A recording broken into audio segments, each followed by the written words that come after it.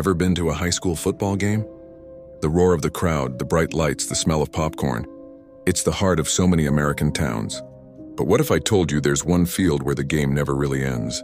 A place where the cheers you hear might not be from the living. Let's talk about the haunted field of Buckhannon Upshur High School in West Virginia.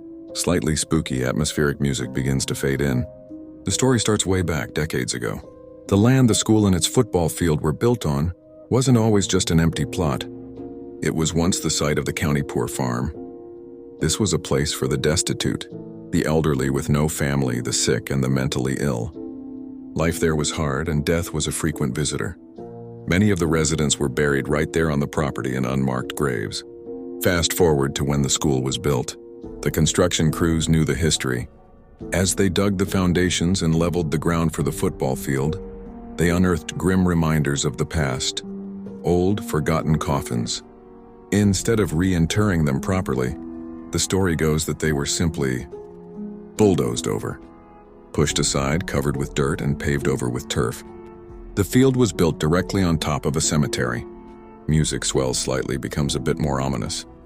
Almost immediately, strange things started happening. Players practicing late at night would see shadowy figures standing on the sidelines, just out of the reach of the stadium lights. They'd feel an icy chill on a warm autumn evening, or get the unnerving feeling of being watched when no one else was around.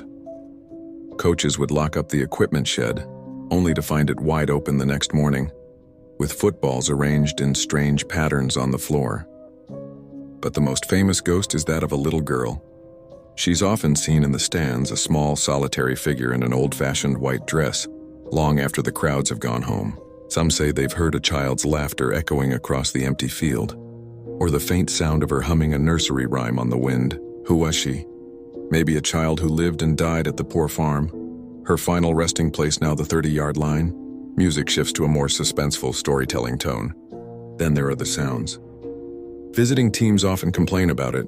They'll be in the locker room at halftime and hear phantom footsteps pacing in the hallway outside, or the sound of someone desperately rattling the locked door. During games, people in the stands have sworn they heard a woman sobbing nearby, but when they turn to look, there's no one there. The cheerleaders have their own stories too, of their names being whispered from the empty tracks surrounding the field. Think about it. Every Friday night, under those bright lights, hundreds of people are stomping, cheering, and running all over the unmarked graves of forgotten souls. Are the strange occurrences just the wind playing tricks, or are they the restless spirits of the poor farm, disturbed by the noise and chaos, forever trying to reclaim their peace? So next time you're at a game and you feel a sudden unexplained chill, maybe it's not just the night air. Maybe, just maybe, you're not alone in the bleachers.